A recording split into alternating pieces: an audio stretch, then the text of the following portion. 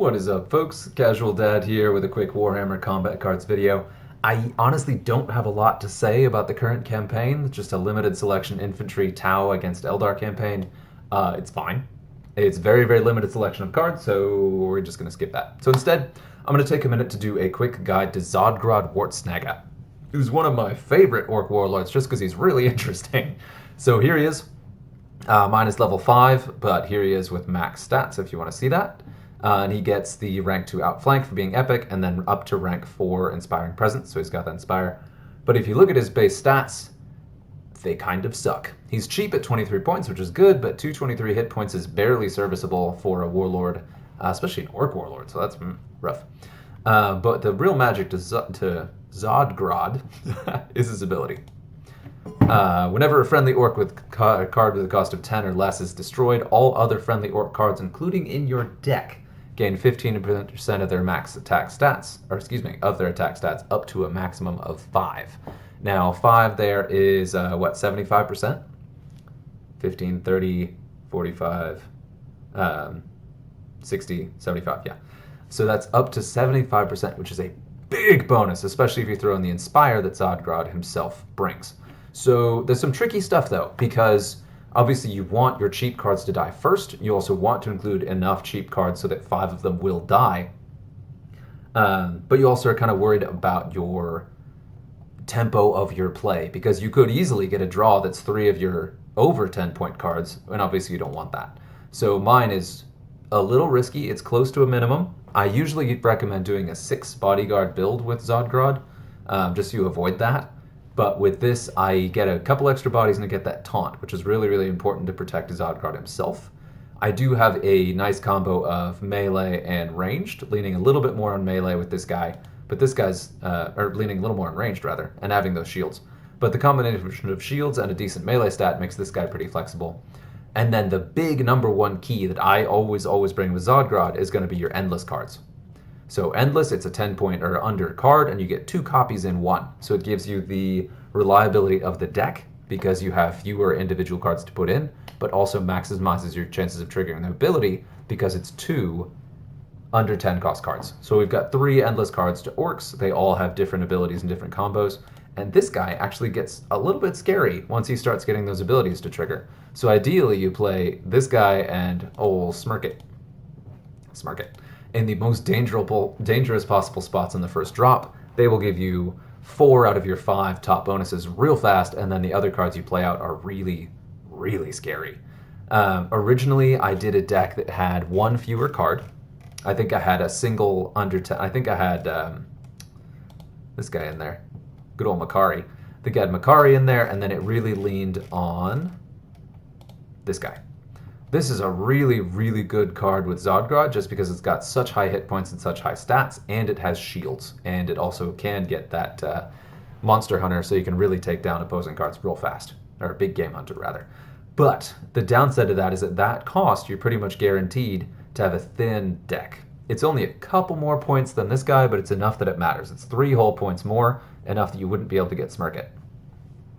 And in return, you get these incredible stats and you get shields. But so I downgraded that to this guy so I could squeeze this guy in here, just to kind of bump that up. And this still is not like the best deck ever. I'm going to go ahead and play it real quick just so you can see it. But it works. It's a very effective way to use Zodgrod. So we're going to kind of talk through this as I play it. And kind of the reason I changed that is just because the deck was too thin. So Zodgrod kept hitting the board, and if he hits the board, your chances of losing go up dramatically, especially if he's not max level, which mine is definitely not. Yeah, so you do not want to play him. So we'll put Smirk It, perfect. We got our little squishy first turn. With that, I believe half of my... I've got 7 cards and 3 of them are under 5-point endless, so it's a lot. The odds of me getting my sub 10 cost cards early are very, very good. And they can, as they're going down, clear some shields and do a little bit of work. So they're not totally useless, but really they're there as literal fodder to power up the rest of your cards. This is a little bit of a tough match. It's an easy matchup because we're at very low rank. I'm not ranking up Orcs right now. But it's a tough matchup because Tau are extremely shooty and very aggressive, especially with...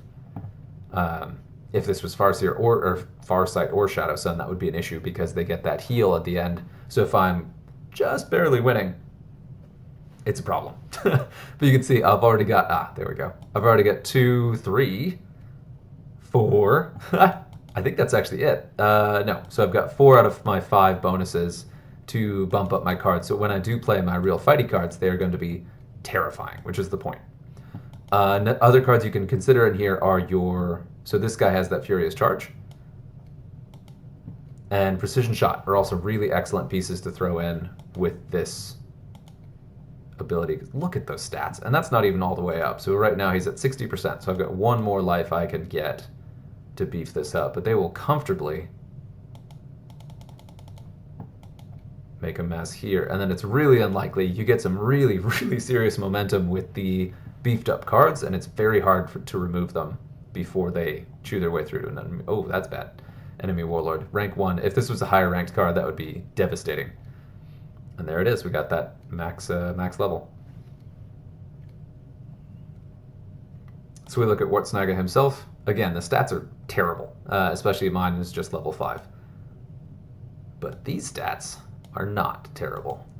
That's what I'm talking about. Look at that thing. Okay, and this thing already has so many hit points, it's hard to remove anyway.